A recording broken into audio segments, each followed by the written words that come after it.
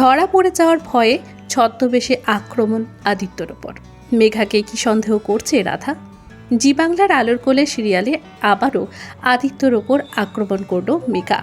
মেঘা ষড়যন্ত্র করে রাধাকে গুলি খাওয়া থেকে বাঁচানোর নাটক করে উঠে এসেছে সেনবাড়িতে, যাতে সে আরও বড় ক্ষতি করতে পারে রাধা এবং আদিত্যর।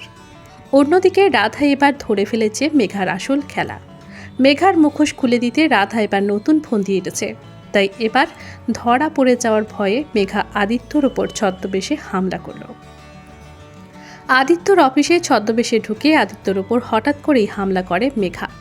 আদিত্য গুরুতর আহত হয়।